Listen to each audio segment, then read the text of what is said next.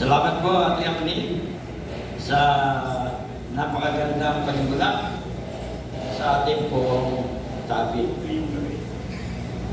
Na-pressure tuloy ako Yan. Praise God. Hinga muna, hinga. Isa na po kayo pag ako'y tatayo dito, sabi nga niya Ate Apni, maraming hatlang. Ako'y kanina pa inatake nung hingal. Pero alam ko po ang Diyos ay napakadakila at di siya papayag na hindi natin maipahati ang kanyang salita ngayong gabi. Amen po ba? Amen. Palakpan po muna natin ang ating Diyos. Okay. Ang topic po kasi natin ay worship that enrich body, soul, and spirit. Pagsamba na nagpapayaman, nagpapalakas, nag-i-encourage, ano ba ang pwedeng ikabit sa ating body, soul, and spirit. So, napakahalaga pala ng worship. Kasi apektado ang ating buong pagkatao, ang ating body, soul, and spirit. Now, sabi ni ating pastora, kailangan true worship ang ating gawin. Ngayon, para mangyari yan, dapat una, alamin muna natin ano po ba talaga yung mga elemento ng isang worship. Ang pag-worship ko sa Diyos, hindi lang pag-awit. And kasama po dyan ang prayer at higit sa lahat, yung Word of God. Alam niyo po, kasama din yung giving. Yan po yung main element of worship. Lalo na po yung prayer and Word of God. Amen. Kasi yung pong singing, maaari apektado ang ating katawan, apektado ang ating kaluluwa. Pero alam niyo po, pag atin po talagang siniyasat, ang Word of God po, talaga lahat apektado. Kaya napakahalaga na yung singing, yung prayer, at saka yung Word of God, atin pong ginagawa. Kasi minsan, dapat po natin maunawaan na sabi mo, hindi po sapat yung aawit ka lang dito, aawit ka ng papuri, lalakas na ang kaluluwa namin o lalakas na ang aming espiritu. Kailangan po yung three essential na yun, lagi natin ginagawa o laging present. Lagi naroon yung tinatawag ko nga breathing and eating, yung prayer and Word of God. Para sigurado, magkakaroon ay enrich ang body, soul, and spirit ko. Ayan po ba? Subukan natin kahit tayo umawit na umawit. Kung walang Word of God, walang prayer, hindi maapektuhan ang buong pagkatao. Maaaring magalak ka, panandalian lang. Pero ang espiritu, mahina. Pwede din naman na malakas ang spirit. Sabi nga ni Jesus, the spirit is willing, but the body is weak. So kailangan po ay laging nariyan.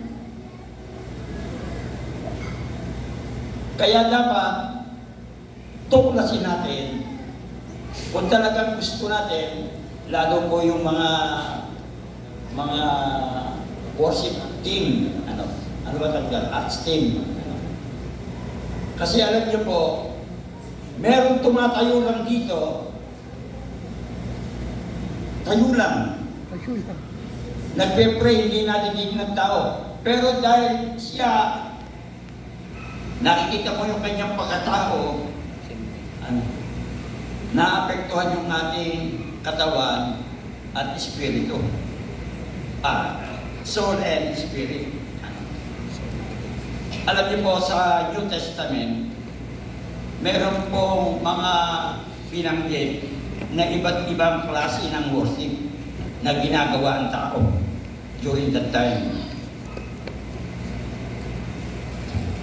Kasi nga po, kailangan maunawaan din natin yon. Ngayon alam na natin yung element of worship. Ano ba klaseng worship ang binanggit doon sa New Testament? Ang una po na binanggit dyan ay yung sinasabi kanina natin pastora, yung John 4:24. Ito po yung true worship. For God is Spirit, so those who worship Him must worship Him in spirit and in truth. So ito po yung totoong worship.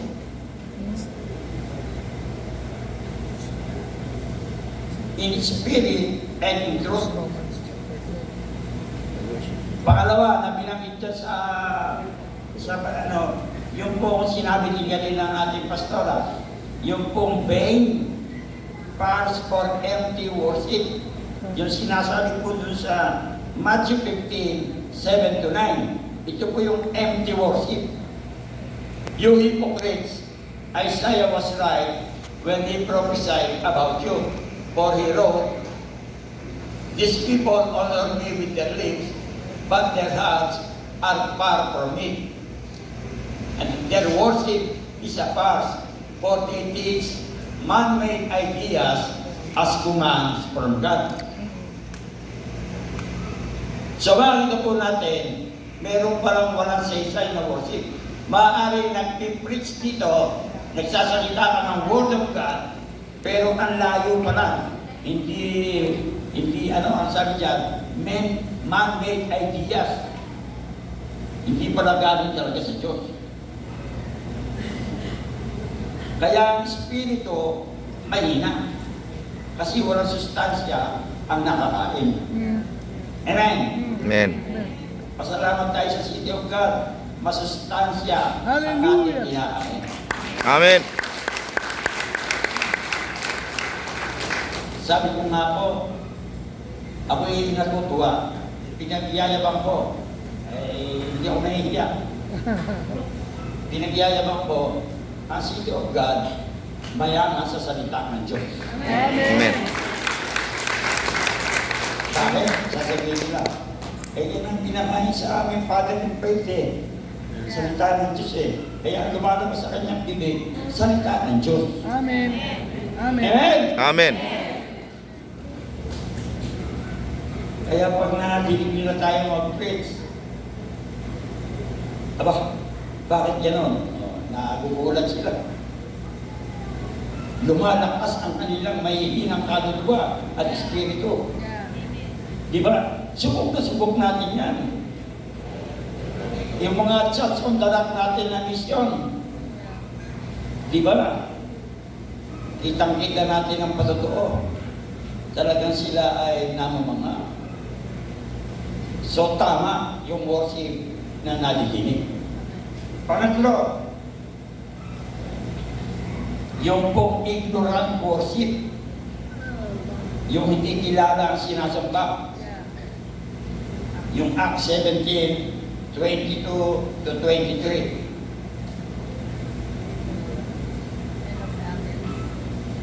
So Paul, standing before the council, addressed them as follows: Men of Athens, I noticed that you are very religious in every way. For as I was walking along, I saw your many shrines, and one of your altars had this inscription on it: to an unknown God. This God whom you worship without knowing is the one I'm telling you about. Amen? Amen. Now, i-apply natin ang konti. Sabi po dyan, binaworship nyo, hindi nyo pa kilala. Mga kapatid kong minamahal, kilala ba natin yung Diyos na ating sinasamba? Amen. Praise God. Dapat kilala mo yung Kristo na sinasamba mo, hindi lang nung siya'y naging tao. Hindi lang yung siya'y nakapako sa krus. Ang dapat mo, meron tayong complete knowledge of who is Christ is. Dapat alam natin siya noon. Alam natin siya nung siya'y naging tao. Kilala din natin siya nung siya'y muling nabuhay. At kilala natin siya sa ating kapanahunan. And